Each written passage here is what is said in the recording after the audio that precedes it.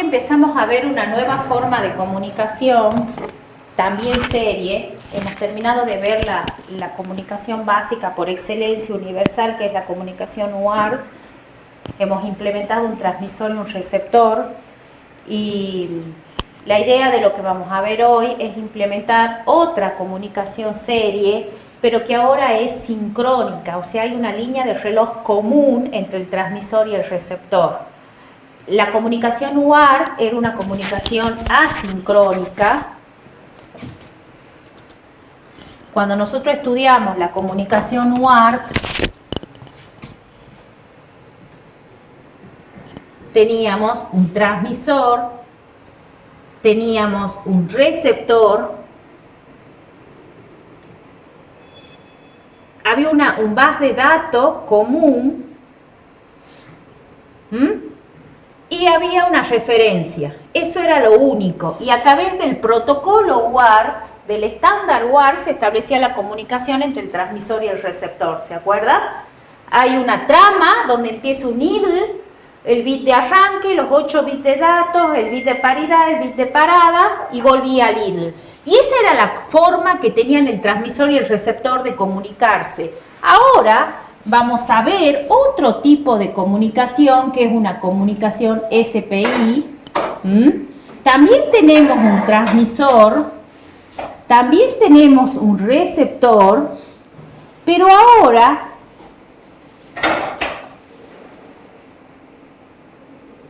tenemos la referencia, ahora tengo un clock que es común. Esto es una comunicación serie sincrónica. En realidad vamos a ver que esto en realidad son dos cables. Hola, ¿cómo están? Vamos a ver que eso en realidad son dos cables. En cambio acá yo tenía un solo cable. ¿Por qué? Porque esto era una comunicación ¿de qué tipo? Era full duplex, half duplex, half duplex. Esta era una comunicación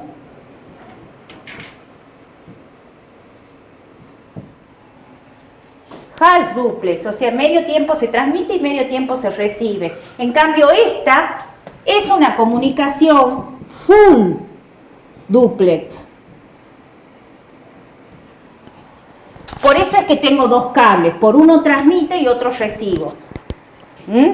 Y en simultáneo establezco la comunicación. Entonces, ¿cómo se produce el inicio acá? A través de esta señal de clock. Y esa es la comunicación que vamos a estudiar ahora. Interfase de periférico serie, así se llama, esa es la traducción de las siglas. Volvamos a la presentación y veamos.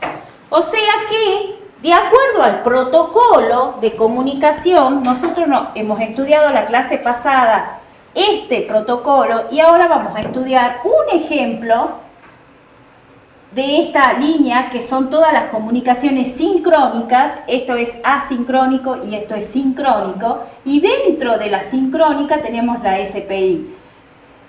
Después del parcial vamos a estudiar la I²C, que es otra comunicación muy usada. Entonces vamos a estudiar estas dos.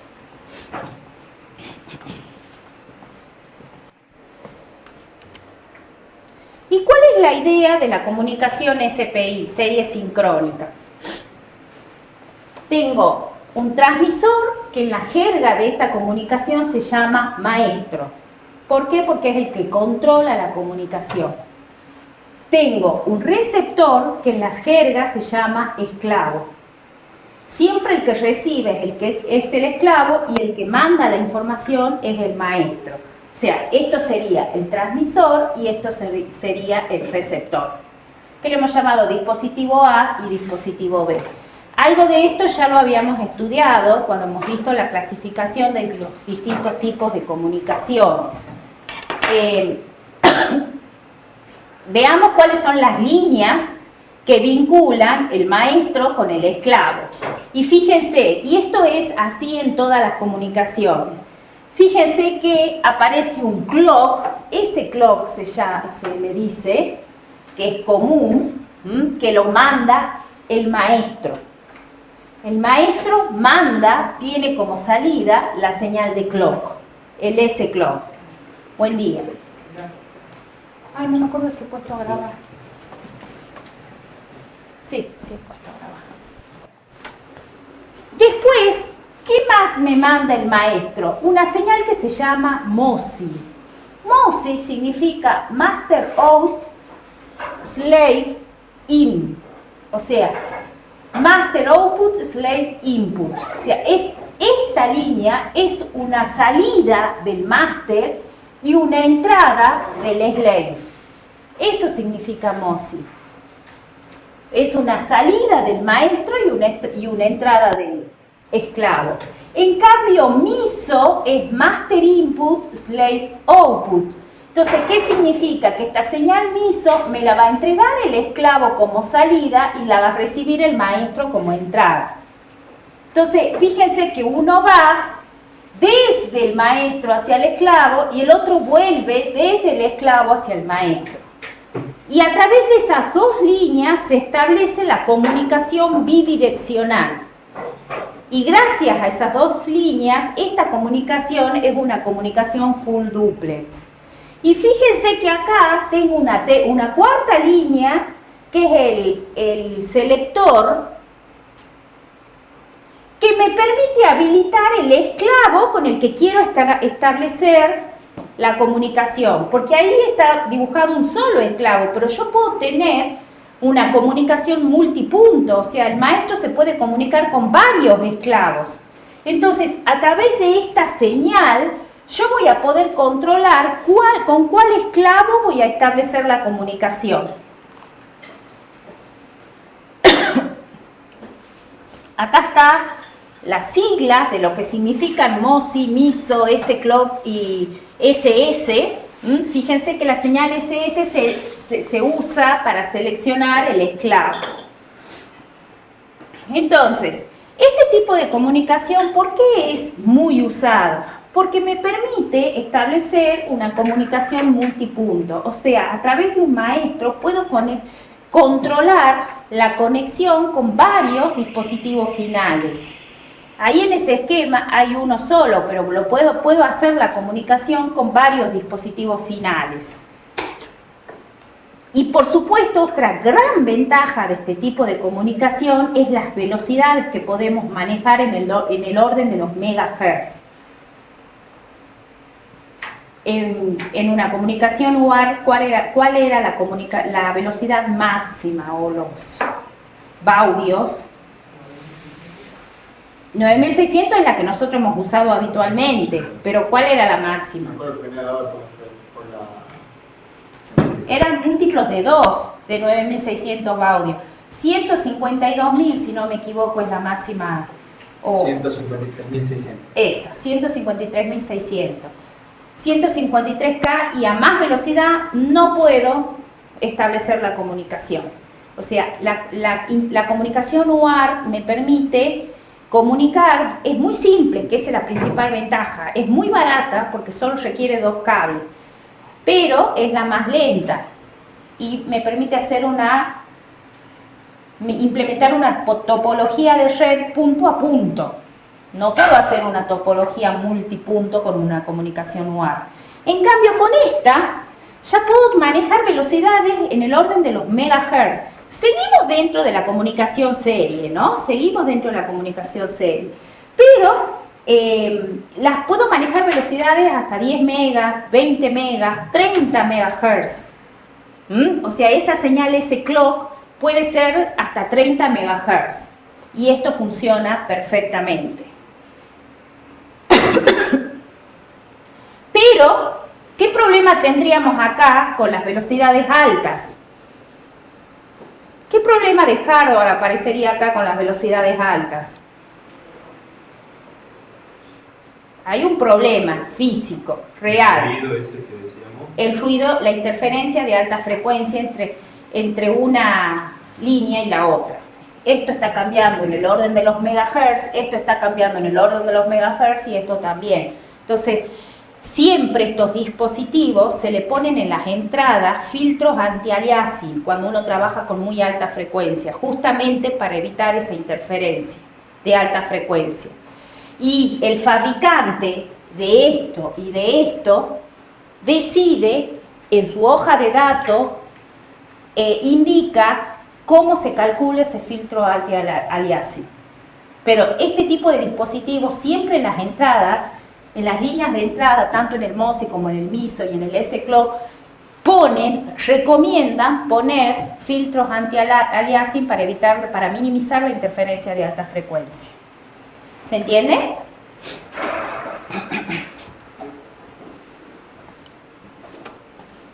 Son cosas que cuando uno los simula no aparecen, cuando uno trabaja en diseño solamente y en test bench, no, ese tipo de dificultades no aparecen. Ese tipo de dificultades empiezan a ser significativas cuando nosotros ya estamos trabajando en hardware, en sistema.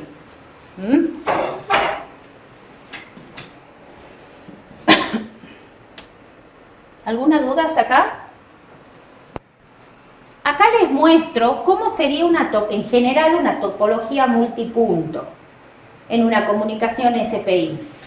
Fíjense que acá tengo el maestro que está controlando 3 esclavos.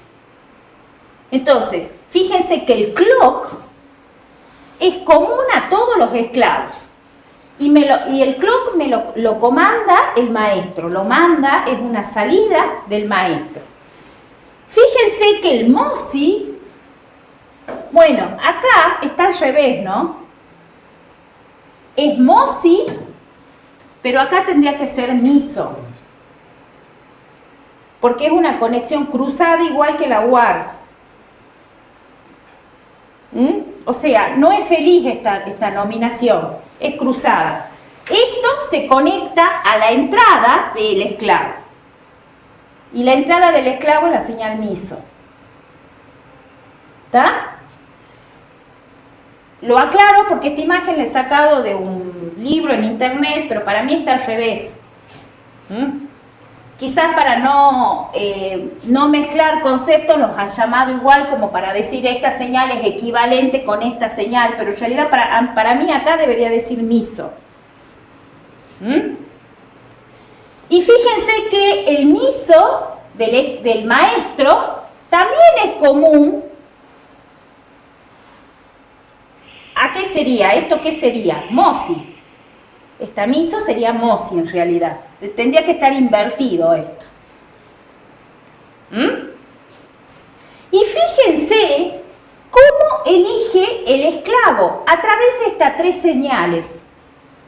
A través de estas 3 señales yo comando cuándo voy a activar esto, cuándo voy a activar esto y cuándo voy a activar esto. ¿Me puedo comunicar simultáneamente con los 3 esclavos? No puedo comunicarme simultáneamente con los 3 esclavos. ¿Por qué? Porque comparten estas líneas. O me comunico con uno o me comunico con el otro. Y esa selección la voy a hacer con el selector de esclavo, con el SS1, el SS2 y el SS3. ¿Por qué no puedo? O sea, en un sentido sí me podría comunicar con los 3, pero en el otro sería el problema. Claro. La misma información, digamos. Lo que pasa es que como es simultáneo, Sí. tanto la salida del maestro como la entrada del maestro es simultáneo todo. Entonces se crearía un conflicto de señales. Entonces, los selectores de esclavo tienen que ser día 1. Siempre. Día 1.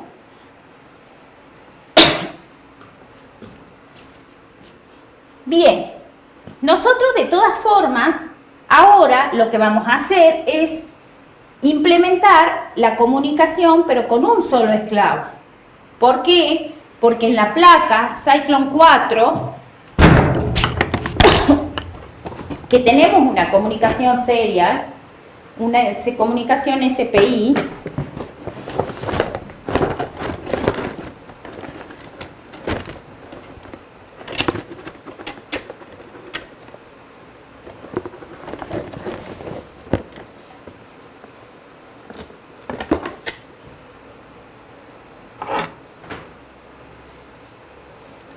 si ustedes ven acá, hay un conector que normalmente no lo usamos hasta ahora, hasta hoy que lo vamos a empezar a usar. Nosotros usábamos para las entradas y salidas estos dos puertos. Bueno, acá hay un tercer puerto que es un conversor analógico digital de 8 canales. Es un AD de 8 canales. Este AD tiene salida SPI. Entonces, esa salida SPI se conecta directamente a un pin específico, a 4 pines específicos de la FPGA, a un MOSI, a un MISO y a un clock y a un slave, a un SS sería un selector de slave. Entonces, lo que nosotros vamos a hacer es entrar con una señal analógica acá, un canal de acá, vamos a configurar el conversor AD y vamos a leer, o en el display LCD o en los LED de alguna forma, vamos a leer la conversión digital. ¿Se entiende lo que vamos a hacer? Entonces, ¿quién va a ser el maestro? El maestro va a ser la FPGA, que va a configurar, este es el AD, ese chip, ese cuadradito, ese botoncito que se ve ahí, ese es el AD. Entonces, el maestro va a ser la FPGA, va a mandar el clock, va a mandar la habilitación, el selector, el select, y va a mandar el MOSI. El AD va a responder y en su señal de salida el AD va a mandar en serie los bits de la conversión, que la FPGA lo va a recibir y lo va a mostrar ya sea en los LED o ya sea en un display o ya sea en una comunicación UART para poder verlo en la computadora, en el serial por monitor, no importa cómo. Cómo lo visualizamos depende de ustedes. ¿Entienden? Entonces, veamos, sigamos avanzando.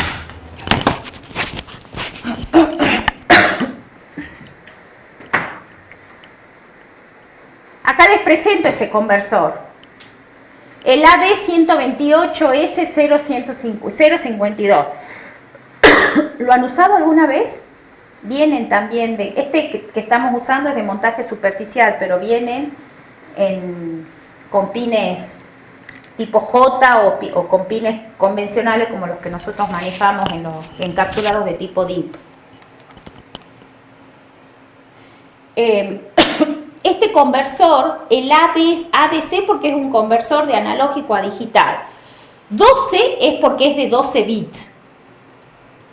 El 12 del ADC 128, el 12 es porque es de 12 bits. El 8 es porque tiene 8 canales. Y el S052, bueno, son números que identifican la familia de ese conversor AD. Entonces, el ADC 128 en realidad es un conversor de 12 bits y 8 canales. Y fíjense, aquí está. Este es la vista frontal. Fíjense que acá está el selector de esclavo.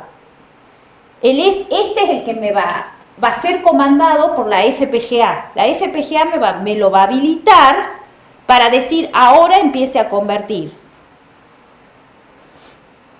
Acá entra una fuente analógica. Esta VA, ¿se acuerdan lo que era un conversor AD? ¿Han usado alguna vez un conversor AD? Diferente al que está en el micro. ¿Han montado físicamente un conversor AD en una placa alguna vez? Bueno, un conversor AD es un dispositivo que tiene dos fuentes. Una fuente analógica con su tierra analógica y una fuente digital con su tierra digital. Normalmente esas dos tierras se las ponen juntas. Entonces hay una referencia. Y también, ¿qué pasa? Normalmente las fuentes son la misma fuente en realidad, pero aparece como una fuente analógica y una fuente digital. Y esa es la VA. Y esta es la VD, la fuente analógica y la fuente digital. Y fíjense que tenemos una tierra analógica y una tierra digital. Siempre los conversores AD se caracterizan por eso, por tener una fuente analógica y una fuente digital. Eso significa una tensión positiva analógica y una tensión positiva digital, que en la práctica es la misma fuente, pero se conecta a dos pines. Fíjense que acá están los 8 canales, IN0, IN1, IN2, IN3, IN4, IN5, IN6, IN7. 8 canales. Pero no quiere decir que puedo usar simultáneamente los 8 canales. ¿Cómo funciona? Similar a los 4 displays que tienen las placas. Yo las tengo que ir multiplexando y usando de a uno. Similar a los 4 displays que tenemos en las placas. Acá pasa lo mismo. Yo no puedo usar simultáneamente los 8 canales, pero sí puedo ir multiplexando y elegir qué canal voy a convertir. ¿Se entiende lo que estoy diciendo? Yo puedo decirle, indicarle de alguna forma a este conversor que solo me convierta la señal que está en IN0. Ahora, si yo quiero convertir IN0 e IN1, las dos, en simultáneo nunca va a ser. Siempre va a ser primero una y después la otra y voy a ir multiplexando. ¿Se entiende? Entonces, el tiempo que demore en la máxima velocidad de conversión la voy a obtener usando un solo canal y la más lenta cuando uso los 8 canales, porque voy multiplexando. ¿Se entiende?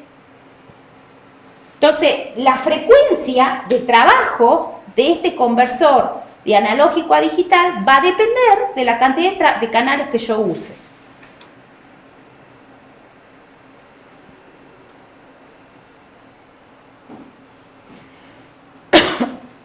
¿Qué más tenemos? Fíjense que acá no aparece un MISO y un MOSI, pero sí aparece un DOUT, que es salida, el pin 15, y un DIN, que es entrada, el pin 14. ¿Qué sería el DOUT? ¿Cómo? Claro, o sea, por acá va a salir la conversión, la palabra de 12 bits de la tensión convertida que se va a conectar a la FPGA. ¿A qué pin de la FPGA se debería conectar?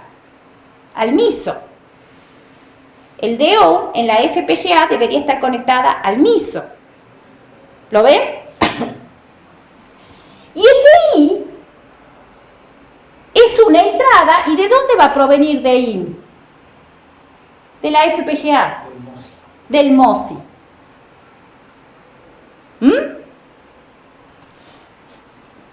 ¿Qué más podemos ver? Acá están las especificaciones de la tensión analógica. Fíjense, una tensión entre 2,7 y 5,25. Cualquier tensión fija entre 2,7 y 5,25. Acá está la especificación de la fuente digital. Cualquier tensión entre 2,7 y VA. En realidad es lo mismo que esto. Es el mismo punto en realidad.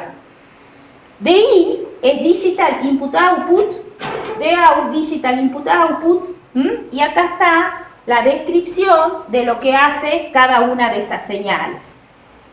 Más o menos lo que yo les había dicho. Acá está el S-Clock. Esto sí es importante, porque fíjense qué es lo que dice acá. Cualquier señal entre 3,2 MHz y 8 MHz. Nosotros en la placa le hicimos trabajar a 10 MHz y anda perfecto. Yo le he configurado el clock a 10 MHz y anda perfecto.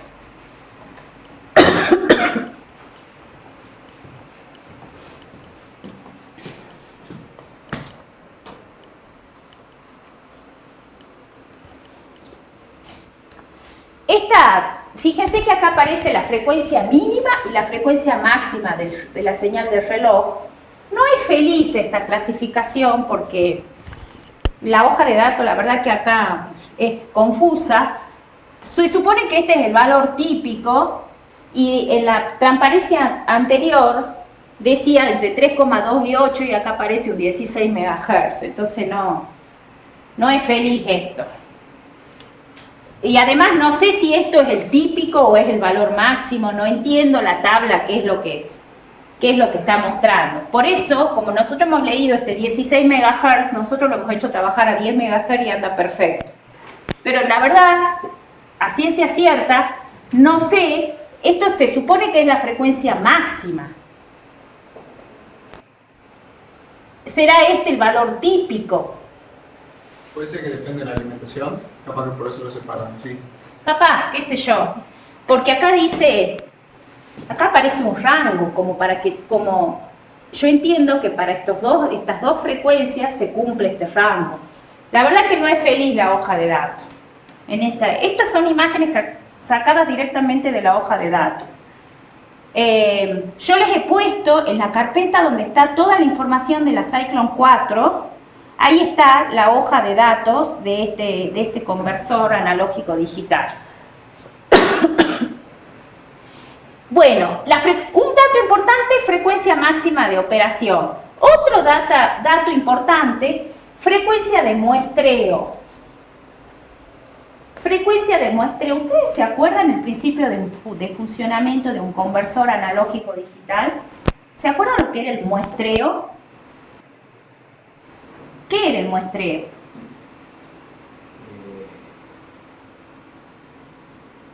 ¿Qué era el muestreo de una señal analógica? ¿Se acuerdan? Es tomar distintos valores de la señal en distintos momentos. Sí. ¿Hay alguna relación entre esta frecuencia de muestreo que acá dice 200 kilomuestras por segundo y esta señal? ¿Debería haber alguna coherencia entre la señal de clock y la frecuencia de muestreo? Tendrían que ser los 12 bits. Esa frecuencia de muestreo tiene que estar incluida en el periodo de la señal de clock, mínimamente. Y si ustedes recuerdan,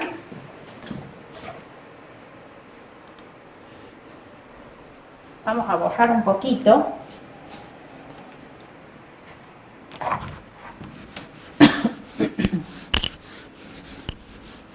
No se borra nada. Cada peor, ¿no? Yo veo que en el pizarrón no se borra nada. En el computador.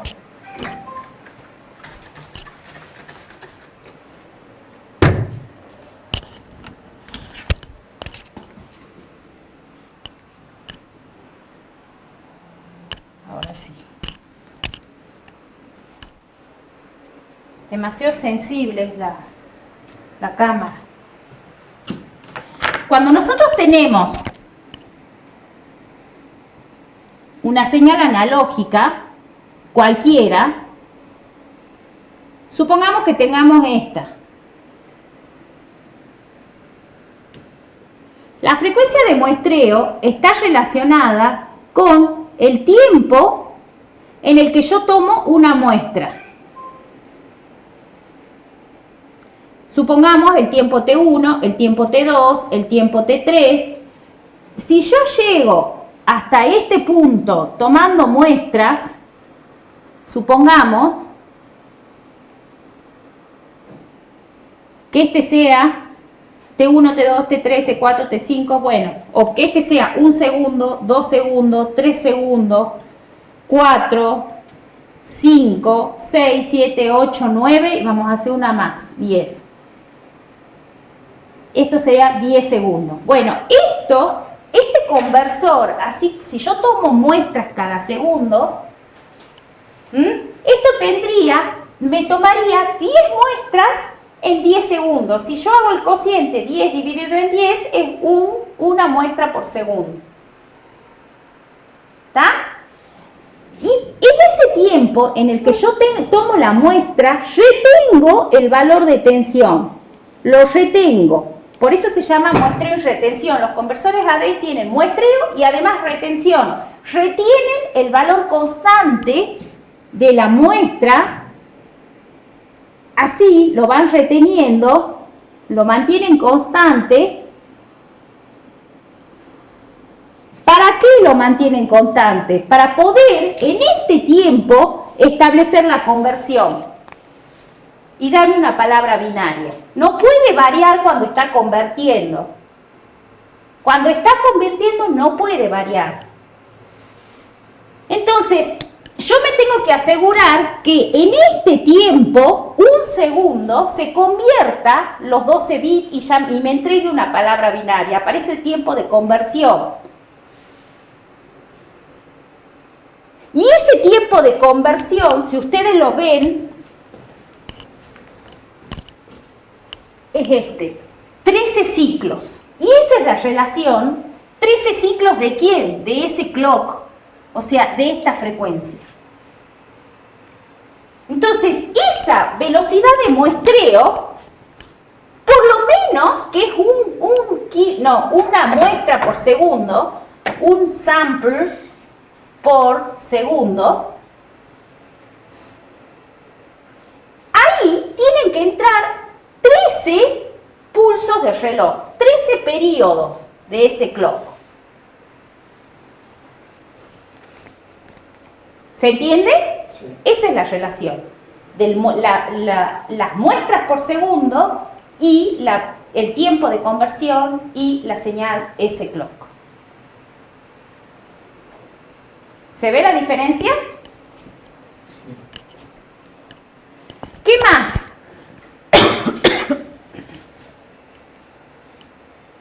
Tiempo de adquisición.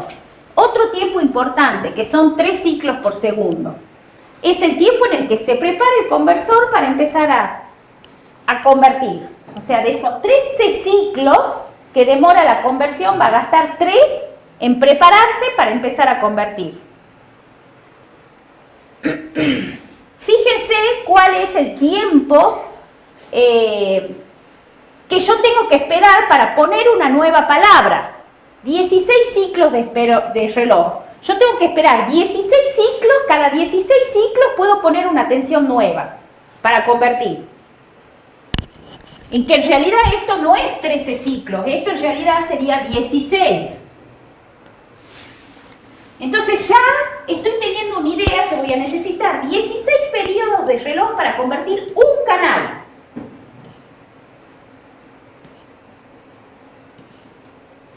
Entonces, después en el pulso 17, recién puedo poner una tensión nueva.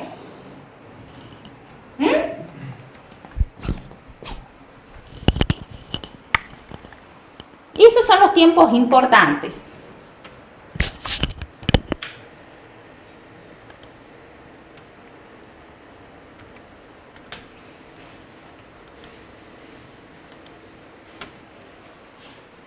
¿Qué más? Acá yo les he marcado el selector y estas 3 señales que son las que hacen al conversor, a la interfaz SPI de este conversor. Entonces, la señal DIN, que es salida del conversor y va a ser entrada de la FPG, perdón, la señal DIN, que es entrada del conversor y va a ser salida de la FPGA, la señal DOUT, que es salida del conversor y va a ser entrada de la FPGA, y la señal S-clock, que en este caso es una entrada. Fíjense acá, el clock es una entrada. ¿Quién me manda esta entrada? La FPGA. ¿Qué más? Fíjense acá, esta chip select, no dice si es entrada o salida, pero esta chip se puede ser cualquiera de las dos, pero en nuestro caso va a ser entrada también y me la va a mandar la FPGA.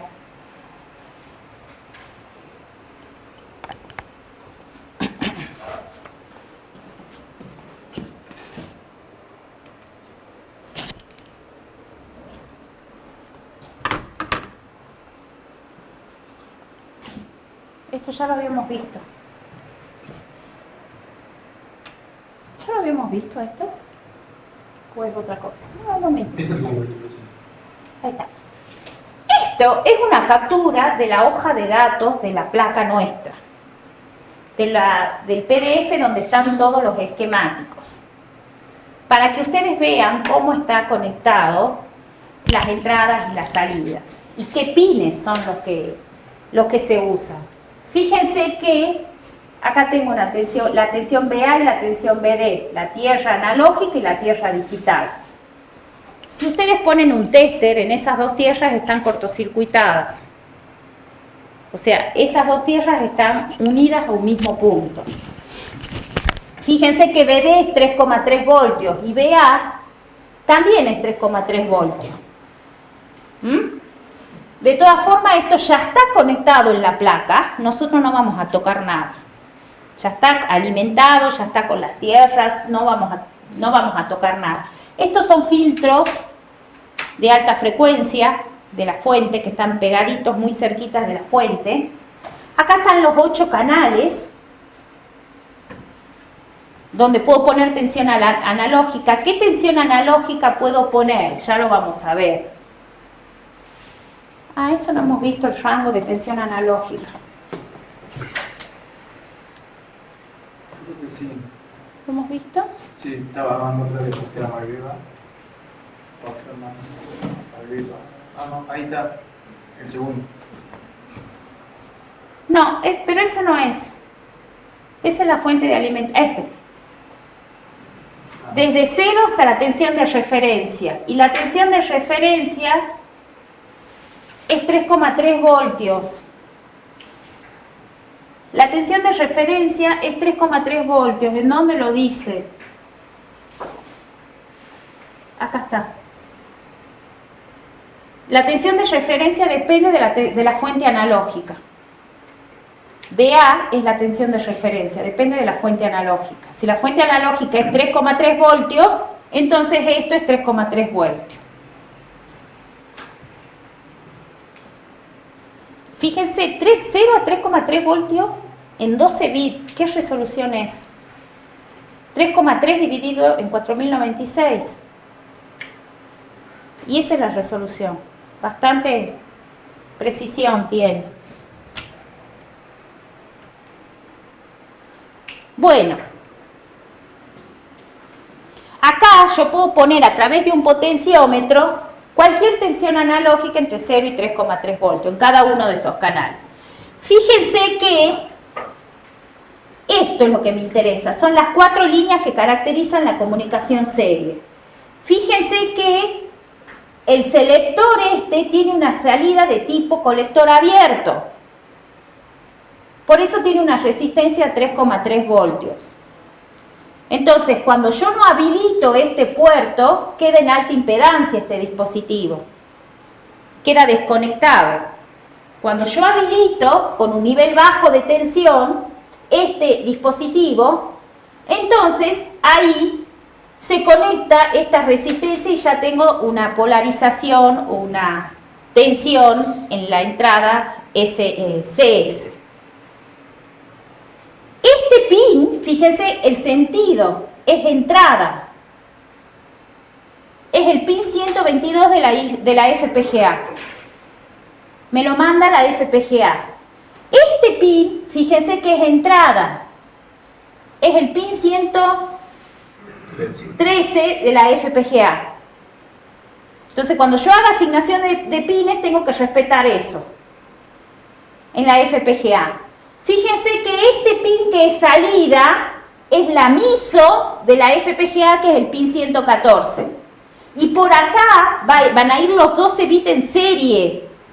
Por ahí van a viajar los 12 bits en serie, resultado de la conversión. Entonces yo voy a tener que recuperar esos 12 bits y ponerlos en paralelo, recuperar la palabra.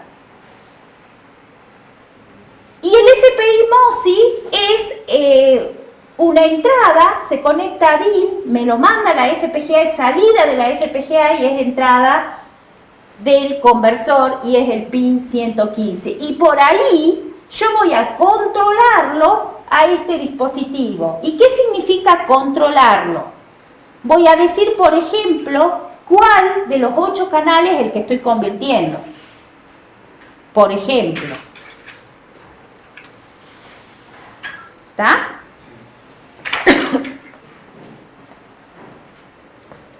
Bueno, ¿qué más tenemos allá a la derecha?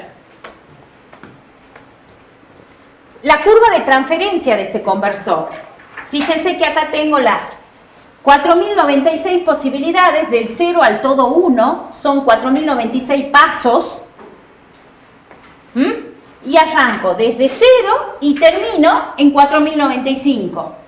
Y fíjense que la resolución es la tensión de referencia dividido en los 4096. Es eso. O sea, si estamos trabajando con una tensión de referencia, que es la fuente analógica de 3,3 voltios, es 3,3 voltios dividido en 4096. Esa es la resolución. Fíjense que en el eje horizontal, ¿qué es lo que tengo? Desde 0 voltios al valor máximo de la tensión analógica. ¿Mm? Y acá el fabricante propone cómo calcular el filtro anti-aliasing dependiendo si uso un canal o uso los 8 canales. Entonces, fíjense, la frecuencia de muestreo cuando usamos todos los canales es F, la señal de clock, dividido en 16. ¿Por qué dividido en 16? Por lo que hemos visto de la recuperación. Necesito 16 periodos de reloj para entregar una palabra. Para entregar cada uno de estos valores, necesito 16 periodos de reloj. Y si uso los 8 canales, a su vez, tengo que dividirlo en 8. Si uso 2 canales, lo dividiré en 2. Si uso un canal, lo divido en 1. Entonces, la frecuencia de muestreo va a depender de cuántos canales esté usando. ¿No era que se puede usar un solo canal? Sí, o sea, eso está convirtiendo siempre un único canal porque los va multiplexando. Pero yo puedo tener acá conectados 8 señales analógicas, pero no las está convirtiendo al mismo tiempo, las está multiplexando. Siempre está multiplexando un canal, un solo canal. ¿Cuál es el canal que va a multiplexar? El que yo le indique por esta línea. Sí. ¿Está? Por más de que yo tenga las 8 señales conectadas ahí, analógicas, no las hace simultáneamente, las multiplexa. Por eso es que la frecuencia de muestreo cambia. ¿Se entiende? Sí. Y entonces fíjense que cuando estoy usando un solo canal, este 8 desaparece. Es la frecuencia de muestreo dividido en 16 y es lo más rápido que puedo tener la conversión. Y acá está cómo se calcula el filtro anti-aliasing cuando uso los 8 canales o cuando uso un canal. O sea, acá cuando uso los 8 canales, bueno, sí, en este caso es solo los 8 canales, no está para un canal, pero este 8 desaparece cuando es un solo canal. Y entonces fíjense, el fabricante dice que este filtro RC que se pone en las entradas, ¿dónde se conecta ese filtro? Acá, en las entradas. Que ese filtro RC se calcula de esta forma.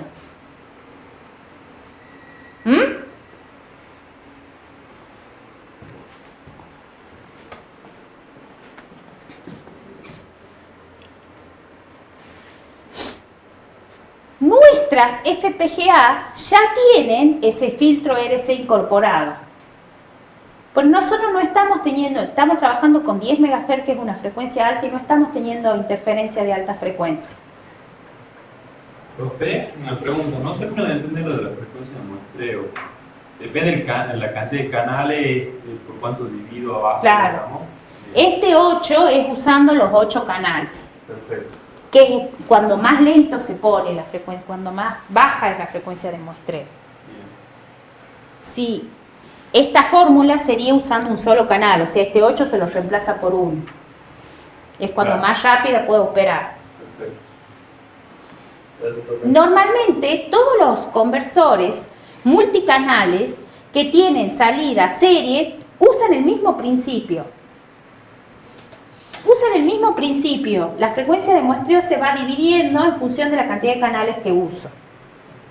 Siempre pasa lo mismo.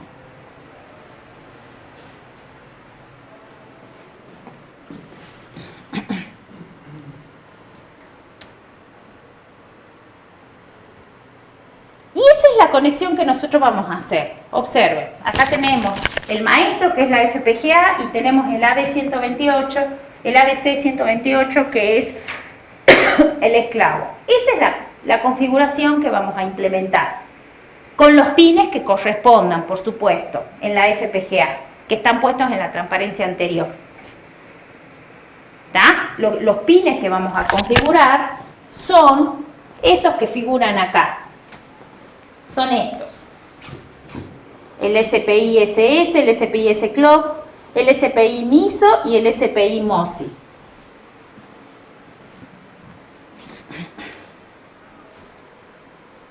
Y veamos un poco, bueno, hasta ahora hemos visto la caja negra como bloque. Ahora, ¿cómo lo usamos? ¿Qué es lo que hay que programar en la FPGA? Veamos un poco el protocolo para que esto funcione. Y este ADC 128S052 puede trabajar en 3 modos diferentes. Porque de alguna forma le tengo que indicar al AD128 empiece la conversión.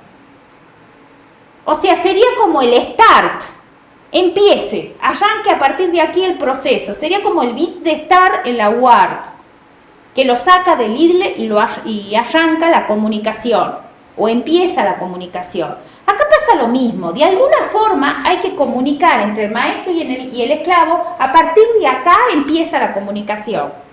Y esa forma de comunicación puede ser de 3 modos diferentes en cualquier comunicación SPI. Puede ser de 3 modos diferentes. Fíjense este caso, este es el primer tipo de configuración. Fíjense acá.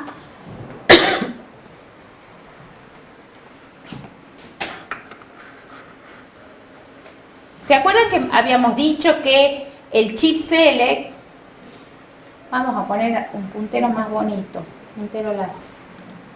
¿Se acuerdan que habíamos dicho que el chip select era activo en bajo? Sí. Entonces, cuando está en alta impedancia, o sea, está desconectado el esclavo del maestro. Cuando está en bajo, recién se conecta. O sea, la comunicación se va a establecer cuando el chip select, yo le digo chip select, pero en realidad es, bueno, sí, es un chip select esto. Cuando el chip select esté en bajo. Acá solamente se puede transmitir. Acá no se transmite nada, está en alta impedancia. Todos los canales están en alta impedancia, todas las líneas.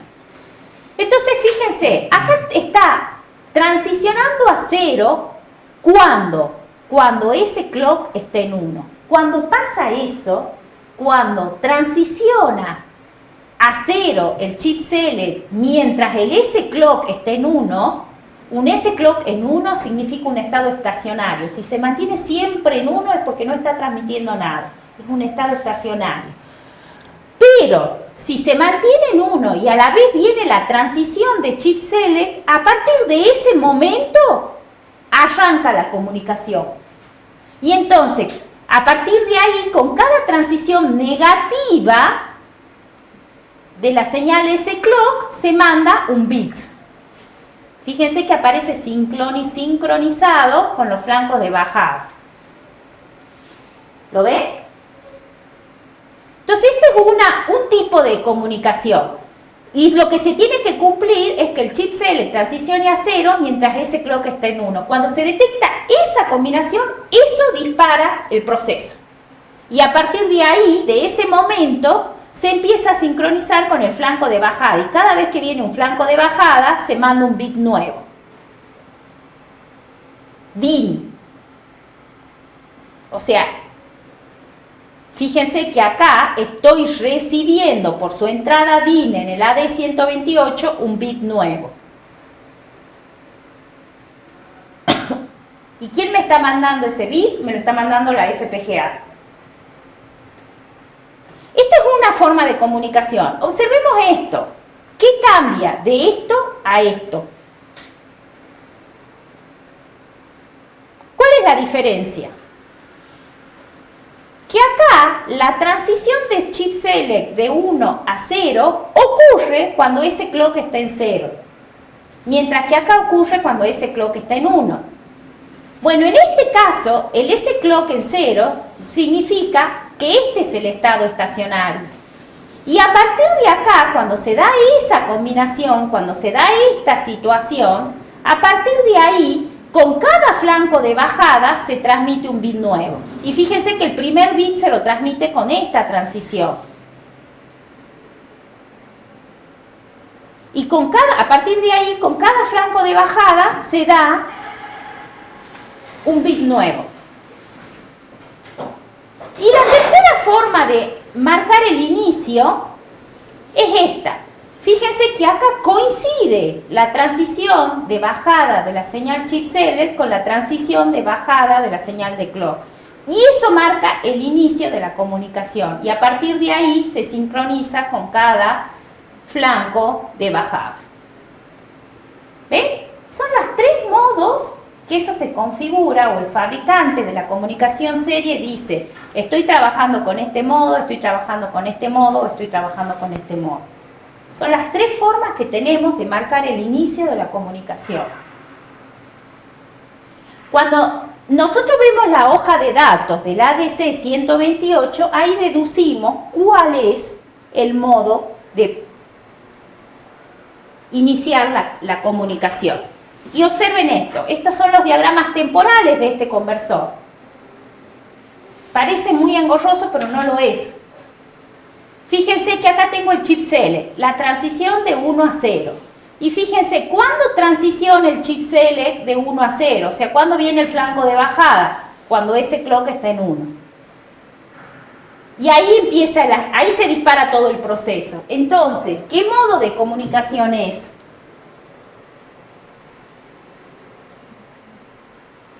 ¿El primero, el segundo o el tercero? Podría volver al primero, creo que el primero. El primero, claro. Fíjense que el flanco de bajada del chip select coincide con el 1 de la señal de clock. Entonces, el modo de comunicación que tiene este conversor es el primero. ¿Se entiende? Entonces, tratemos de analizar. Acá estoy parada en el 128, en el ADC 128. Entonces, por eso es que me aparecen el chip select, el S-clock, el DIN y el DOUT. El DIN, de nuevo, es una entrada y es lo que va a venir de la FPGA. El DOUT es la salida. Y fíjense que en la salida, fíjense que tengo acá D11, D10, D8 hasta D0. ¿Qué son estos? ¿Qué son esos 12 bits que me está mandando el conversor? Es la palabra de 12 bits que me devuelve después de convertir. Eso es. La palabra de 12 bits que me devuelve después de convertir. Fíjense, ¿qué es esto? ADD2, ADD1 y ADD0. ¿Qué es lo que está por DIN? Es una entrada del ADC 128. ¿Quién me manda esto? La FPGA. Esto me lo manda la FPGA. Y fíjense que acá tengo una palabra binaria de 3 bits. O sea que esto puede tener el valor desde 000 hasta 111. O sea, de 0 a 7. Y acá yo voy a poner qué canal voy a convertir. Me lo manda la FPGA y ingresa al conversor. Entonces, este canal convierte y me devuelve esta palabra de 12 bits. Y esa palabra de 12 bits sale en serie por DOUT. ¿Lo ven? Sí. ¿Qué más tenemos acá? Fíjense, una vez que detecta esta transición, o sea, este arranque, la transición de bajada del chip select con el S-clock en 1, a partir de ahí se dispara el proceso. Entonces acá tengo el flanco de bajada 1, el flanco de bajada 2 y así siguiendo.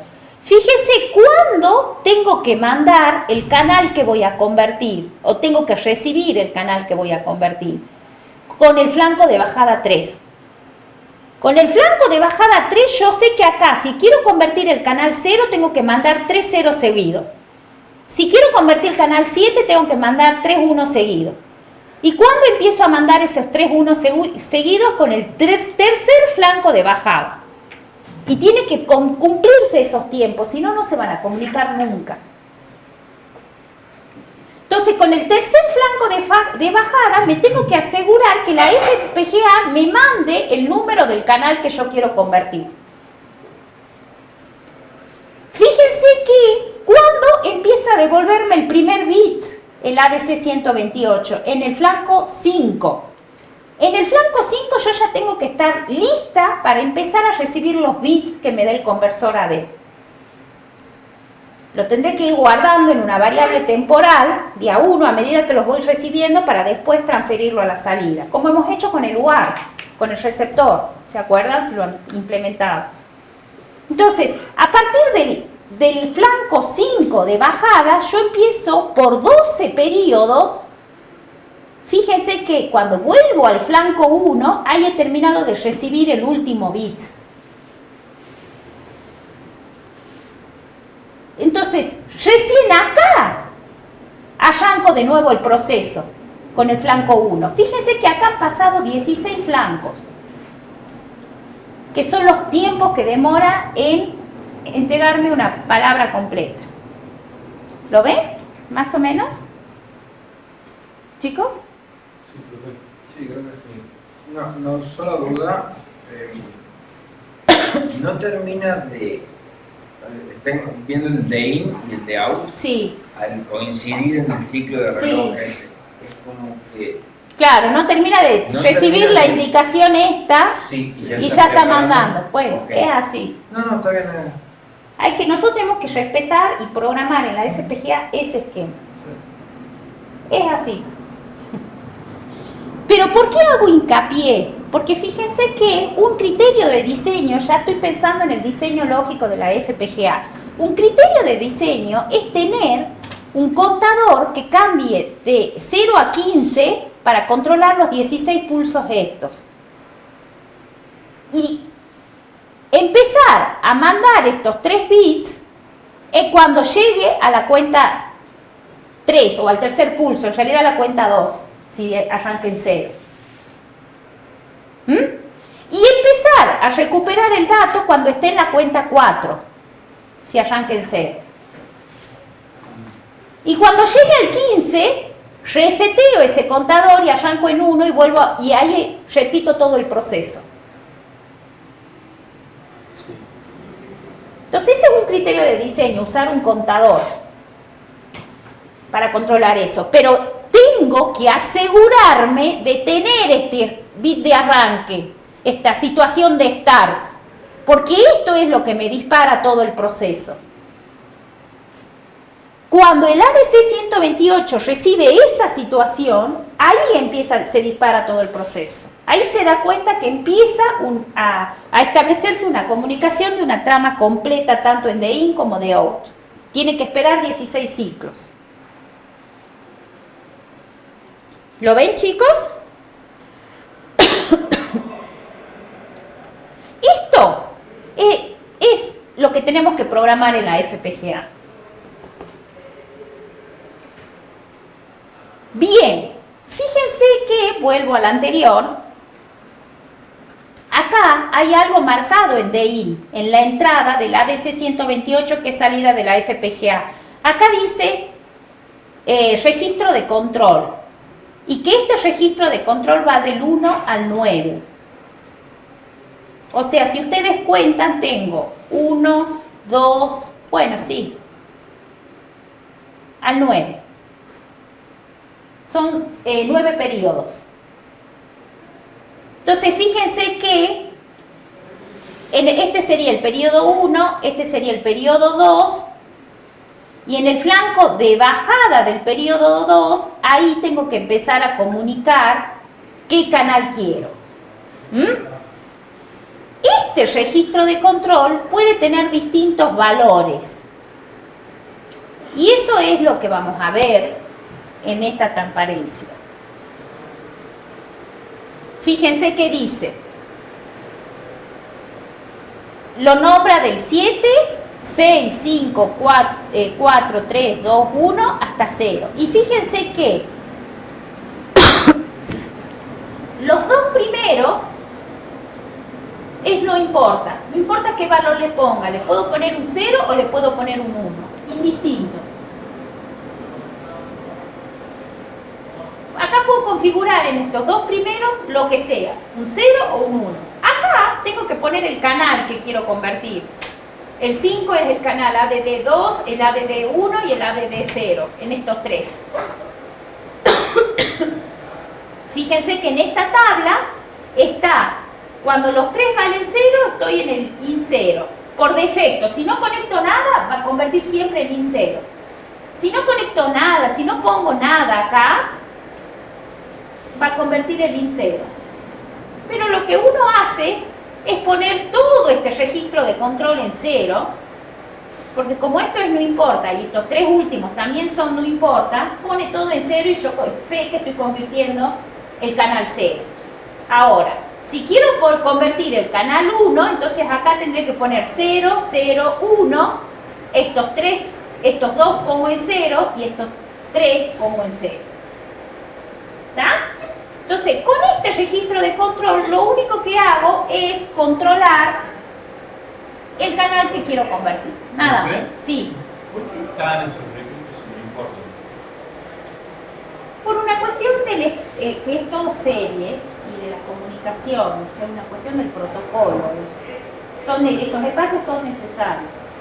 Pero vos, como es de 8 canales, solamente necesitas 3 bits. Pero puede haber otro periférico con comunicaciones CPI que usen más. Si tiene, por ejemplo, 16 canales, ahí voy a usar 4 bits en lugar de 3. Claro. El protocolo, pues, lo mínimo que puedo mandar es un byte. Claro, lo mínimo. Se supone que este registro de control te permite elegir el esclavo.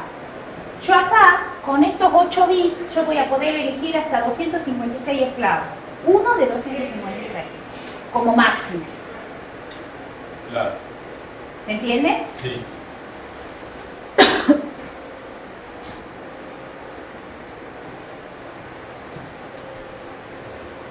Y acá nos metemos un poquito en el código ya. Yo les presento dos alternativas de diseño. Uno es considerando una máquina de estado, de 16 estados. Y que en realidad no es 16 estados, es un poquito más.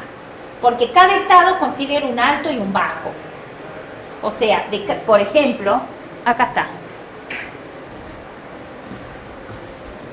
Por ejemplo, acá yo, para mandar este bit 9, considero un estado alto y un estado bajo.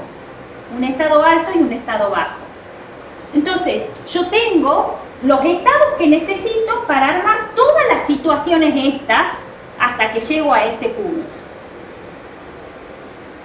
Entonces, fíjense que defino una máquina de estado donde tengo dos estados iniciales que me permiten armar esta configuración. Esto sería el E1 y esto sería el E2. Y a partir de ahí tengo el bit 11, fíjense que dice, en realidad está numerado así, bit 1, estado bajo, bit 1, estado alto. Que sería esto y esto. ¿Está? Lo mismo acá, bit 2 o flanco 2, estado bajo, flanco 2, estado alto. Que sería el bajo y el alto. Entonces, controlando exactamente cada uno de estos estados, yo puedo ir dibujando estas dos ondas con una máquina de estados formada con estas características. Fíjense que termino de mandar los 16, cuento los 16 pulsos, el bajo y el alto, y agrego otros 3 estados que me permiten reconstruir una situación similar, pero a la derecha. O sea, yo no estoy programando exactamente lo que está acá. Yo estoy programando, lo voy a hacer allá, en el pizarrón.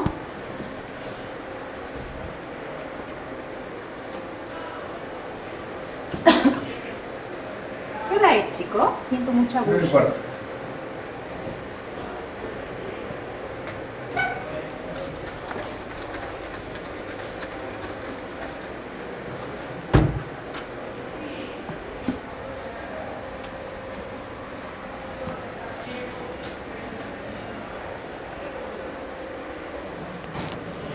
A ver. Yo tengo el chip select acá y estoy mandando otro chip select acá. Esto sería el chip.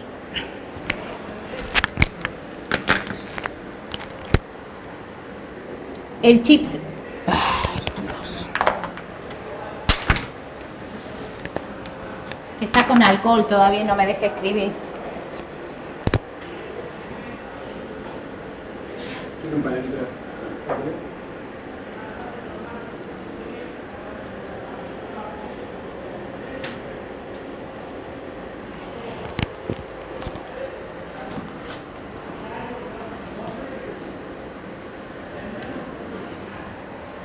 ¿Está?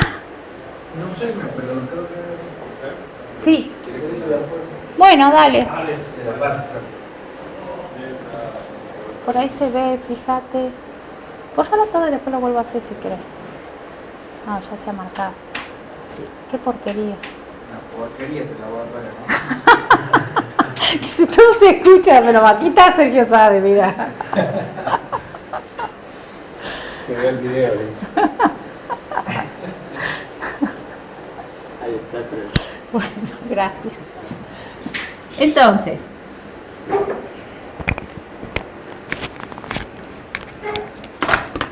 a ver si puedo escribir. Ahí creo que sí puedo escribir. Este es el chip C. Yo lo que estoy haciendo es programando una situación como esta.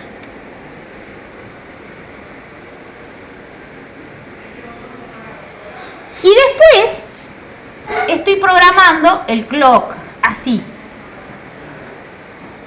asegurándome de que se cumpla esto.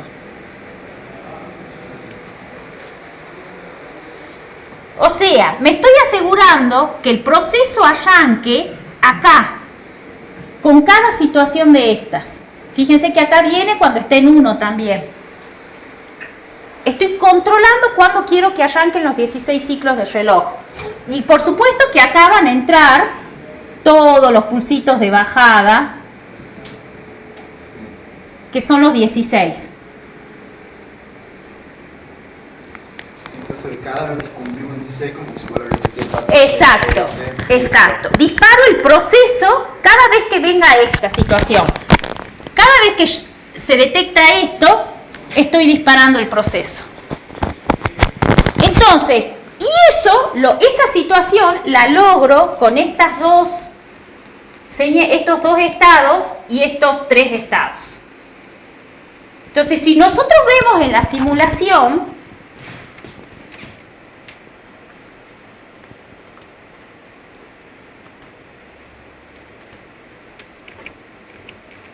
acá les muestro la simulación, fíjense que acá se está dando esa situación. El chip select y el S-clock. Está puesto al revés de lo que está dibujado en el pizarrón, pero es eso. Entonces, fíjense que acá tengo un tiempo mayor que este, pero eso no es problema. Acá lo que importa es cuándo vienen los flancos, no qué tiempo se queda. Acá importan los flancos. No es problema que este tiempo no sea igual que este. Entonces, fíjense que acá tengo, en el cierre, tengo 2 estados para esto y un tercer estado para esto, que son los 3 últimos que habíamos puesto en la máquina de estado. Y en el inicio tengo un estado y 2 estados, que son los 2 que hemos puesto en el arranque. ¿Lo ven? Sí. Y, sí. Si vuelve la diapositiva y la gráfica no varía el chip select. No sé, o sea, ¿a qué se debe eso? ¿En dónde? ¿Acá? Esa. Ahí No, porque ese es otro modo de funcionamiento, que es bien. un modo continuo. Bien. Que vos lo disparás una vez y no es necesario mandar arranques todo el tiempo. Claro. Las dos formas lo podés hacer. Esto es un modo continuo. La primera vez que lo mandás, solitos, cuando llega el 16 se vuelve a iniciar. Y con la segunda vez que lo hemos hecho es para controlar el momento en el que yo quiero que vuelva a convertir. Las dos formas son válidas. Lo pueden probar así y lo pueden probar de la forma que yo he programado. Bien. ¿Mm? Esto sería un modo continuo de conversión. Bueno, entonces fíjense que hemos definido como entrada el clock de 50 MHz, que es el que tiene la placa. ¿Qué más tenemos? El reset, porque como hay una máquina de estado, necesito un reset. El MISO, que es la entrada que me va a devolver el ADC 128. El MISO sería la salida del ADC 128, el de out, o sea, es esto. Acá en el MISO yo voy a recuperar los 12 bits. ¿Qué más tengo? Esas serían las entradas. Las salidas serían el MOSI. El MOSI, acá está, es el DIN del ADC. O sea, en el MOSI es una salida de la FPGA, yo voy a mandar qué canal quiero convertir. Esta secuencia la voy a mandar por el MOSI. Y fíjense qué más tengo como salida. El dato es la palabra de 12 bits. O sea, yo la voy a recibir en serie en la FPGA y ahí la separo y tengo la palabra de 12 bits para visualizarla como quiera. ¿Qué más tengo? El S-Clock lo definí como una salida. ¿Por qué? Porque es lo que tengo que meter en el ADC 128 y el chip select también lo definí como salida, que es lo que tengo que meter en el ADC 128. ¿Qué tengo en la arquitectura? El contador. ¿Para qué el contador? Nuestro famoso contador, divisor de frecuencia. Para el clock. Para obtener los 10 MHz, si lo hago funcionar con 10 MHz o cualquier frecuencia en el rango. ¿Y que ese clock empieza después del chip select o no? Sí. Ese funciona después de que Ya lo vemos a la lógica. Sí, ya vemos la lógica. Pero este clock, a ver, este clock va a ser una salida de la máquina de estado. ¿Está? Yo, con el contador de frecuencia, voy a obtener una frecuencia de 10 MHz, que no es esta. Porque la frecuencia esa de 10 MHz no me hace esta formita que yo necesito acá.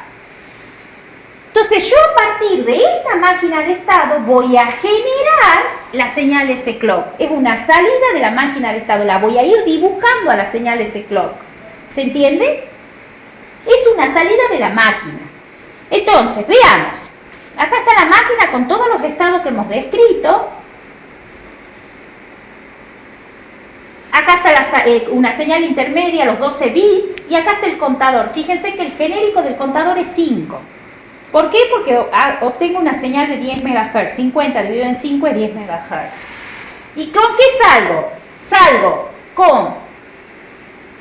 ¿Qué era ese clock? El reset. Estos son los 50 MHz y esta es mi frecuencia de 10 MHz. Esta es la salida. Estos son los 50 MHz. Claro, este es el... No es el S-Clock. Es una señal de 10 MHz, punto. Pero no es esa la que tengo que meter acá. Esta señal la voy a armar en mi máquina de estado, porque la tengo que ir dibujando. Tengo que armar esta situación. No es los 10 MHz, los pulsitos así infinitos de 10 MHz. Pero esa máquina de estado va a transicionar a 10 MHz. Pero la S-Clock va a ser una salida de esa máquina de estado. ¿Se entiende? Pero no se podría hacer de manera más simple con un contador. Que el S-Clock siga a Clock 1 cuando el contador sea menor a 16. Hay muchas formas de hacerlo. Sí. Capaz que sí. Yo les presento acá dos ejemplos. Acá la idea de esto era usar una máquina de estado para hacer la implementación, porque esto es todo secuencial. Pero capaz que la otra forma es con contador, que se simplifica bastante el diseño. Pero lo que quiero que quede claro, que es esta señal de 10 MHz, no es esta. Sí está relacionada, pero no es.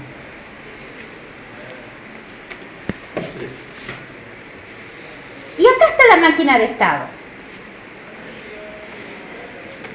Fíjense, es muy simple. Acá estoy haciendo transicionar la máquina con el flanco de subida. Pero recuerden que este clock de 10 MHz no es el S-Clock. Bien. Fíjense que de E1 paso a E2, de E2 paso a... En forma secuencial voy barriendo todos los estados, hasta llegar a... Cuando llego al último estado, vuelvo a E1. Voy pasando en forma secuencial todos los estados. Esto no es nada del otro mundo. Los estados que he definido hace rato los voy pasando de manera secuencial uno a uno. Y está transicionando con el flanco de subida de la señal de 10 MHz. Ahora veamos cómo trabajamos las salidas. Acá están las salidas. Que dependen de un proceso que depende de estado. Fíjense que voy dibujando la señal chip select y la señal S-clock y la señal MOSI cuando sea necesario. Voy dibujando todas las señales para poder lograr esto. Esa es la idea. En el momento que yo quiero hago el S-clock igual a 1, el S-clock igual a 0. Estoy copiando en esa salida esta situación.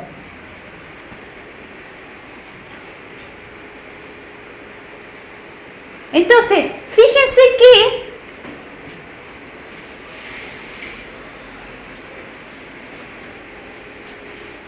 cuando empiezo a recuperar el dato, acá empiezo a recuperar data 11 que viene en MISO. En este punto empiezo a recuperar el dato, que lo voy guardando en esta señal intermedia.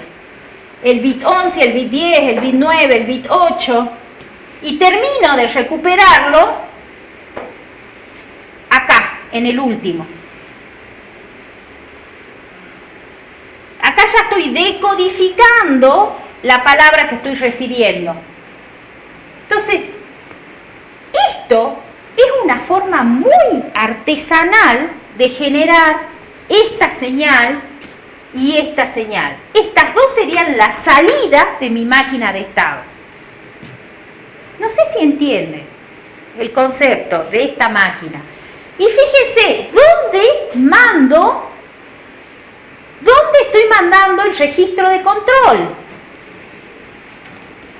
Fíjense que acá con el MISO recupero los 12 bits del dato. Y el registro de control lo estoy mandando acá. Y que podría volver a una diapositiva porque me hace un poco de ruido cómo maneja el clock. No entiendo bien el clock 1 con el S-clock. No entiendo la combinación. A ver, la máquina esa, vamos a poner acá pizarrón. Esa MEF que yo estoy definiendo ahí, que tiene todos esos estados, tiene como entrada la señal de 50 MHz. No tiene como entrada la señal de 50 MHz. Tiene como entrada la señal de 10 MHz. Sí. Porque fíjate que acá está entrando el clock 1. Sí. De 10 MHz y transiciona con el flanco de subida. Tiene como entrada el reset. ¿Y qué tiene como salida? El chip select y el S-clock. Y el de out, que sería el MISO. Esto sería el MISO de la FPGA.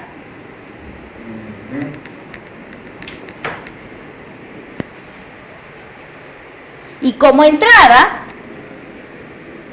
también tiene el de in, que sería el MOSI de la FPGA.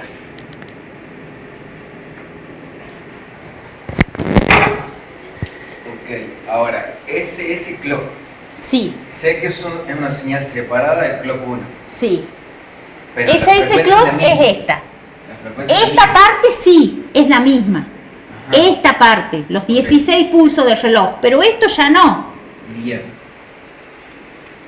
Ok. Y ese, después de los 16 pulsos, si no me equivoco, es que ya termino de mandar los datos. Ya terminé de recuperar los 12 bits. Sí. ¿Qué me queda por recuperar todavía? Nada más. Nada más. Nada más. Ahí vuelvo acá vuelvo a reconstruir un start. Ok. Que no es necesario, porque de acuerdo a la transparencia anterior lo puedo tener en modo continuo. Ahora, una pregunta. ¿Es por algo que no se hace un seguimiento de decir, bueno, en este momento hago chip select igual a 0, ¿por qué no conecto los 10 MHz directamente a ese clock? Porque tenés que respetar esto. Por Tenés eso. que le tenés que indicar al ADC 128 que empieza a comunicarse, que empieza la transmisión. Esta situación se tiene que dar, sí o sí, si no, no vas a establecer nunca No, pero, a ver, ¿quién es el que comanda el chip select? la FPGA. Exactamente. Entonces yo pongo el chip select y en el siguiente estado de los 10 MHz hago ese clock igual a 0, que es lo mismo que lo que tengo acá, ¿o no? ¿En cuál estado? Si no Acá. me equivoco, en el siguiente estado sería, creo que está en la siguiente diapositiva indicado. En el momento que se hace clock igual a 0, coincide con los 10 MHz que se hace igual a 0. ¿Qué?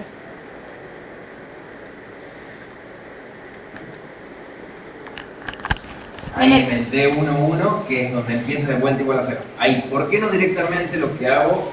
O sea, si por algún motivo en específico no se hace, una A ver. que conecte. Vos podés hacerlo de muchas formas distintas.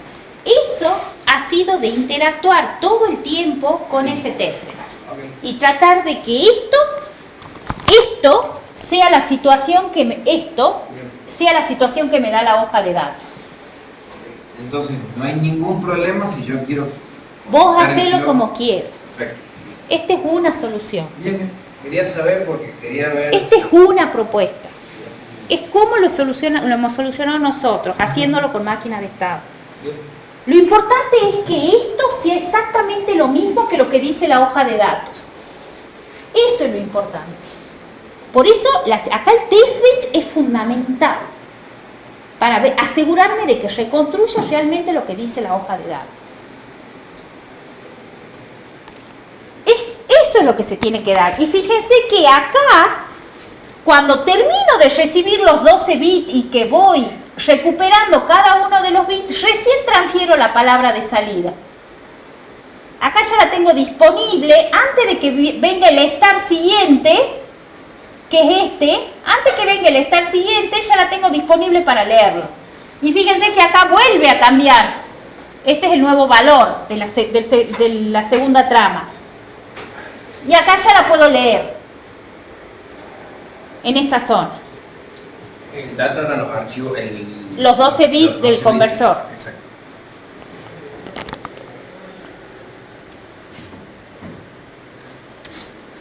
La otra propuesta, que capaz que es un poco más simple, es sin máquina de estado y con contador. Entonces, fíjense, la entidad sigue siendo exactamente la misma.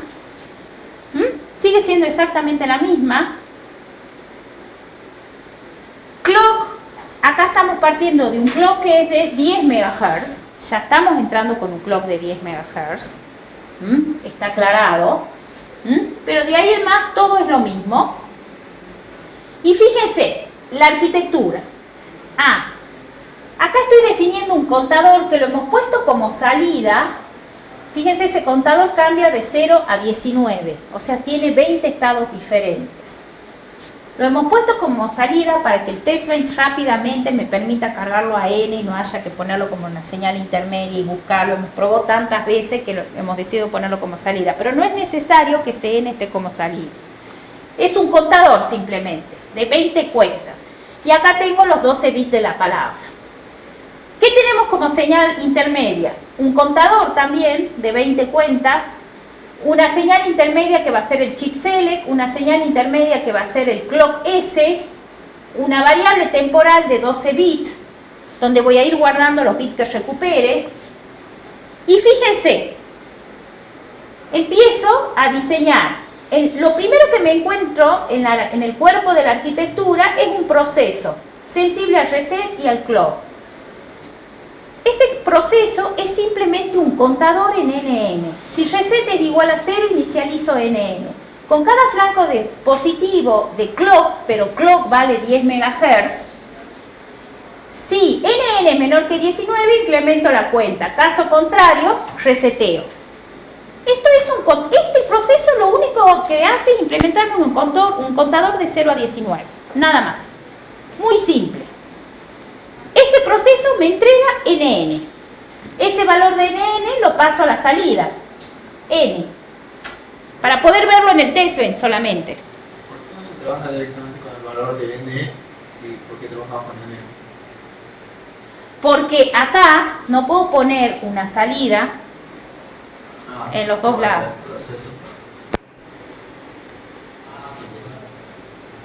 No puedo poner una salida directamente en los dos lados de la ecuación. Necesito una señal. O sea, la pregunta para mí, yo me imaginaba que ustedes me iban a preguntar por qué N lo tengo como salida.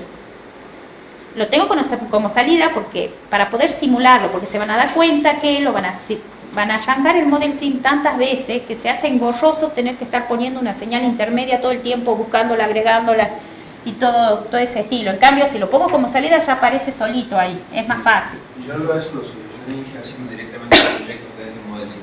Bueno, sí. Porque es lentísimo volver a cargar todas las veces. Sí, está bien. Sí. Sí, de cualquiera de las dos formas se lo puede hacer.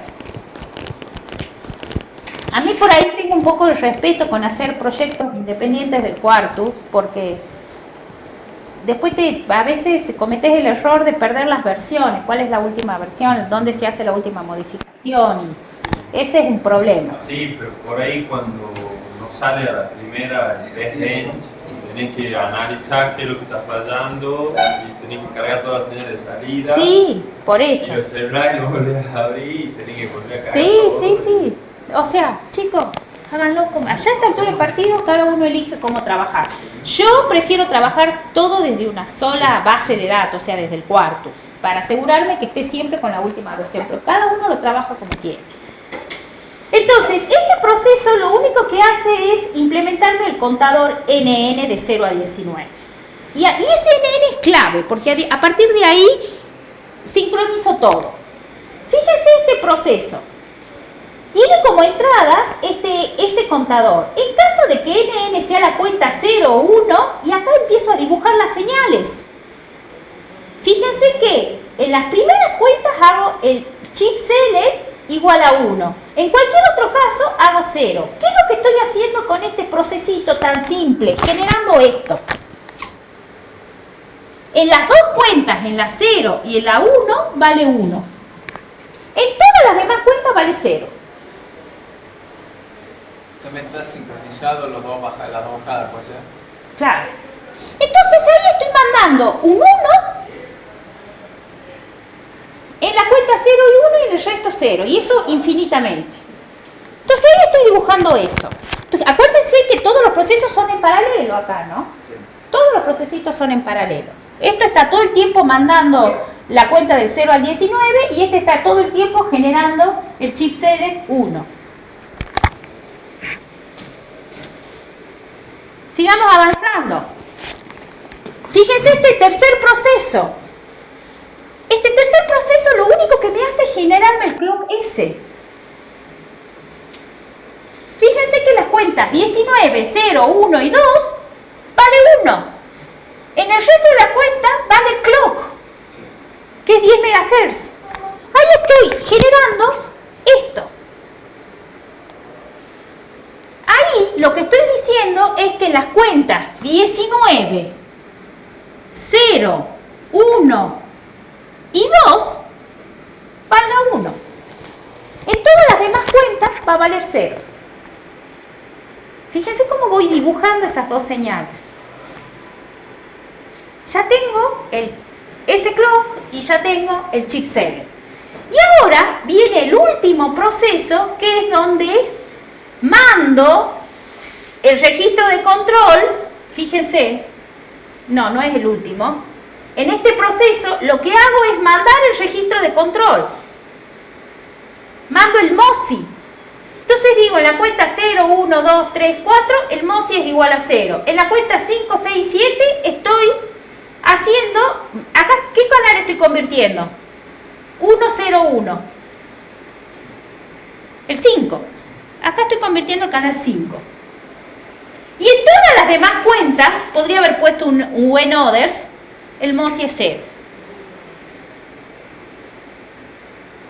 Acá me estoy asegurando que en el periodo 5, 6 y 7 de los 16 mando el MOSI.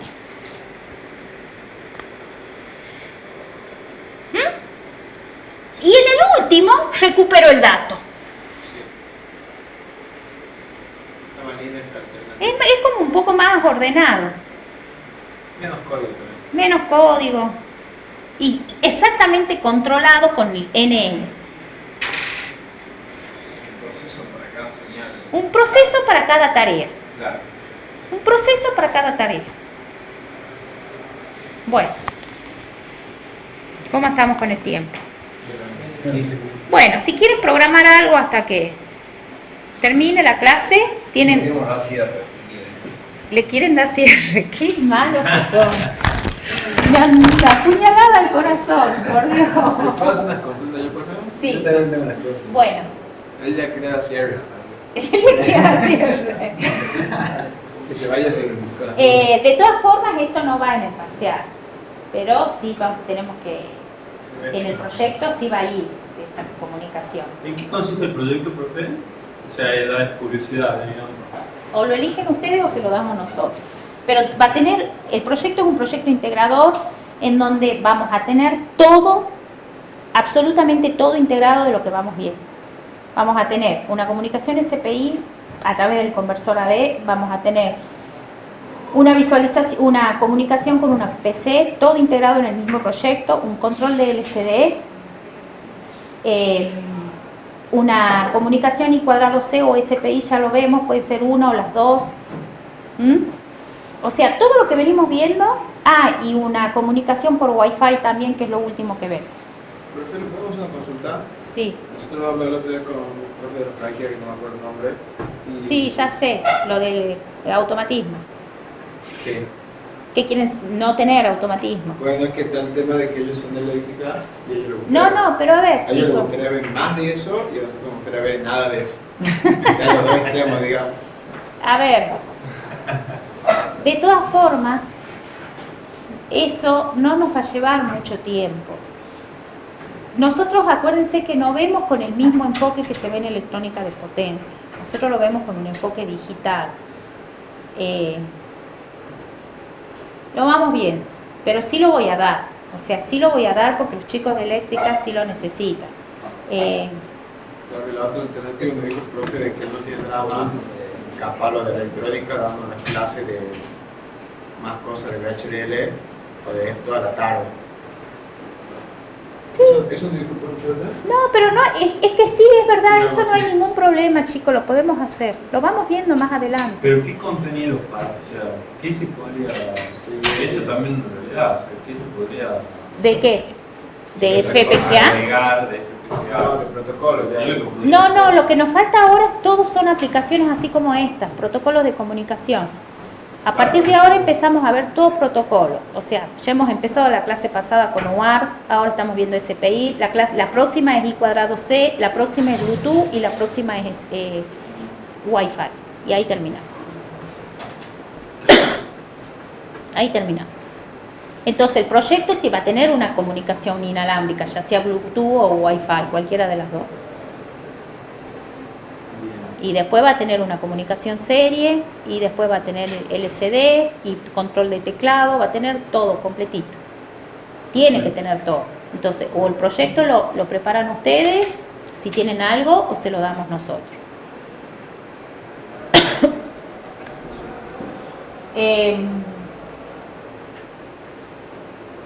Por ejemplo, a ver, ¿cuáles son los proyectos que se han ido haciendo? Uno de un generador de señales se hizo una vez, por ejemplo, de señales triangulares, señales cuadradas, senoidales, con frecuencia variable, un generador de señales básicamente, y donde se podía ver la señal a través de una computadora. En la computadora vos veías el generador de señal que has elegido por hardware. Otro proyecto ha sido un osciloscopio, por ejemplo. Otro proyecto ha sido un controlador de video. Otro proyecto ha sido un detector de tecla de un teclado. A ver, puede ser simple o puede ser complejo. Una playa de estacionamiento, un control de una garra también ha sido un proyecto. Nosotros tenemos la garra y manejando 3 motores paso a paso, con las teclas íbamos controlando el movimiento que queríamos que tenga la garra. Claro. A través de 3 motores con 3 grados de libertad. Bueno, después se han hecho automatismos también, a través con PLC. Lo vamos viendo. De todas formas, ya contenido nuevo del lenguaje y de la FPGA ya no vamos a ver, son todas aplicaciones. Lo que había que ver del lenguaje ya lo hemos visto. Lo más importante es el uso de componentes, el uso de librerías. Eso era lo más importante. Claro. Y lo que faltaría ver, que no lo hemos visto, yo lo he mencionado pero no lo hemos visto y no creo que lo veamos, es la parte de procedimientos y funciones. Procedimientos y funciones. Cuando uno quiere hacer una fórmula matemática, por ejemplo, calcular el máximo absoluto, el mínimo absoluto, un multiplicador, se pueden usar procedimientos y funciones en lugar de procesos. Y tiene una forma de trabajo diferente, un poco diferente. Y este cuatrimestre lo que no hemos visto tampoco es manejo de archivos, que lo hemos visto en el cuatrimestre pasado. Quizá es más valioso enseñar manejo de archivos si hay que agregar algo en lugar de procedimientos y funciones. ¿Para qué se usa eso? El manejo de archivos se lo usa para...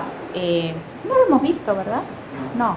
Se usa cuando uno quiere hacer simulaciones, test bench con datos reales. O sea, cargar de un TXT la información de entrada en un test bench. Y no armar las ondas como venimos haciendo, claro, con unos y ceros. Por ejemplo, si vos querés probar un filtro, te armás una señal con ruido y la ingresás a través de un archivo a esa señal al test bench y ves si realmente es eficiente. Te da una señal de salida, ese test bench, y ese test bench lo guardás en un archivo que lo podés abrir con cualquier otro procesador matemático, en Excel o lo que sea. Ah, eso está bueno. ¿Y esos datos se los sacan de una DC? ¿Cómo? ¿De una DC o algo así? ¿De una qué? ¿De una DC se sacan esos datos? ¿Cómo se hace? ¿Cómo Los se datos pasaría de la señal ruidosa a...? No, la generás a la señal con un procesador matemático, con MATCAD o MATLAB, la generás, o sea, armás una osenoidal pura con números reales, después los discretizás y le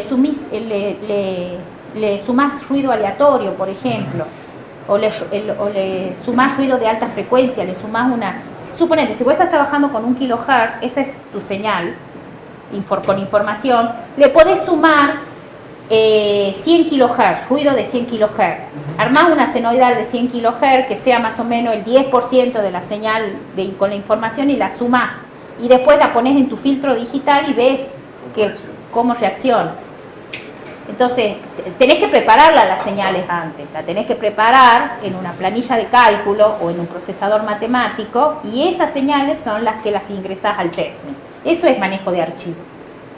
Y después el testnet te devuelve otro archivo que después lo lees desde afuera, con otra herramienta. Eso sí es muy valioso. Es para testnet avanzado ya. Está bueno. Sí. Eso sí es valioso, que me faltaría ver. Eso le querés consultar yo, o sea, ya para hacer un diseño digital avanzado. Me faltaría eso que dice, archivos. Claro, para probar. Y por ejemplo, a ver, ¿ustedes han diseñado filtros digitales? Supuestamente. Supuestamente, esa es la palabra. O sea, lo hicimos en MATLAB, usando funciones de MATLAB. Bueno, lo que podríamos... Sí. O sea, lo hicimos, vimos la teoría como muy a grande cargo, pero también hacia plano serio. Bueno, con el Mega Wizard se pueden configurar filtros IR, FIR. Entonces, por ahí un proyecto puede ser eso, implementar un filtro de alta frecuencia o de baja frecuencia, lo vemos, y probarlo, evaluarlo con manejo de archivo. Eso todavía no hemos visto. Probablemente ya que les interesa, lo veamos después del parcial. Antes de ver I cuadrado C vamos a ver eso. Bien. O sea, lo de archivo. Lo manejo de archivo. Y Eso. otra cosa, profe, el parcial el jueves, no sé, el martes sería clase normal. Sí, ¿o qué quieren consulta? No sé eso. No sé si quieren hacer algo. ¿Cómo están Consulta. con las cosas? Muchas dudas. A mí, yo creo que por ahí el tema del problema de placa, o sea, yo tenía alguna cosa, si necesitaría poder usar una placa. Bueno, a ver, usemos las 2 horas del martes para consulta. ¿Ah? El jueves tenemos el parcial y arrancamos la otra semana con contenido nuevo. Buenísimo. Hagamos eso. Hace un solo parcial la materia después el proyecto, ¿verdad? Sí. Sí. Un solo parcial y después el proyecto. Un variador de velocidad. ¿Ustedes están haciendo electrónica de potencia? Yo, ¿Ya han visto variadores de velocidad? estamos viendo, me encanta ver eso. Porque también se puede hacer un variador de velocidad para trifásico, por ejemplo. Sí. O un inverter de tensión. Pero bueno, hay que... ¿Ustedes tienen un puente de tiristores arriba? Sí, creo que sí hay. ¿Funcionará? En electrónica de potencia. No, sí, sí. sí. Hay de Tristol y hay uno de diodo también. Porque por ahí se puede hacer El control sería. el control, el inverter, se lo puede hacer. ¿Ya han visto inverter? Usando ese puente de tiristores. Y se puede ver cómo va cambiando el PWM con los disparos de los tiristores. O sea, también podés hacer algo de ahí si querés, Claro. para vincular las dos cosas. Sí, Te está sirve bueno. para acá y te sirve para allá. Hay que Claro. pensarlo bien. Sí, pues nosotros allá tenemos que hacer proyecto final también, si no me equivoco. Sí, ya lo sé. Así que podría ser una opción. Sí, sí, sí. O podés hacer simplemente un PWM. Claro. Nosotros habíamos hecho un PWM, o sea, acá en clase. Ya lo hicimos en el práctico, ¿no? Sí. Ah, sí, sí, ya lo hicimos. Sí, sí, sí. Bueno, pero se puede hacer el PWM aplicado a un variador de velocidad, por ejemplo. Claro. Sí, estaría bueno. Entonces, por ahí se puede buscar un proyecto así. Hay que acotarlo, nada más que no sea eterno, porque Claro. lo tienen que terminar en un par de semanas, en 3 semanas. Ah, El 30 de junio esto tiene que estar finiquitado. Listo. Ah, falta poco. Falta poco, sí. Bueno. Muy poco. Listo, chicos. Uy, yo no me ¿Puede tenía la grabar grabación. ese?